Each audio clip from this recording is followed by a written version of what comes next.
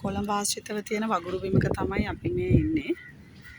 ඉතින් දුවේ පුතේ වගුරු බිමකින් සිද්ධ කරන්නේ වැඩි වැසි ජලය රඳවා ගන්නවා.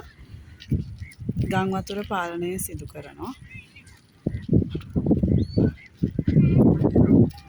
මේ බිම් ආශ්‍රිතව විශාල ශාක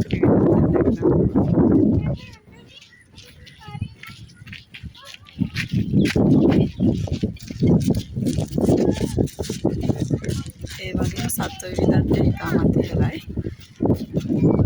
මේ තියෙන ශාක වර්ග මගින් ජලයේ තියෙන විෂද්‍රව්‍ය උරා ගන්නවා. ඒ නිසා මේ ජලය ඉතාමත් පිරිසිදු තත්ත්වයේ පවතිනවා.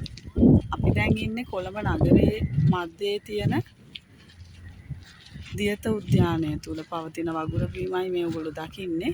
ඉතින් මේක නගරයේ මැද්දේ තිබුණත් බලන්න වතුරේ තියෙන පිරිසිදුකම. අපි බලමු මේ ආශ්‍රිතව ඉන්න සතුන් කවුරුන්ද කියලා.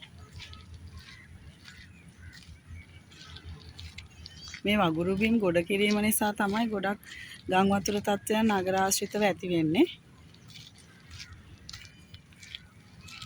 පරිසරයට විශාල දායකත්වයක් සපයන ස්ථාන තමයි මේ. මෙම ස්ථානෙට නම් පොලිතින් ප්ලාස්ටික් කිසිවක් රැගෙන එන්න දෙන්නේ නැහැ. ඒක ඉතාමත් හොඳ ක්‍රියාවක්.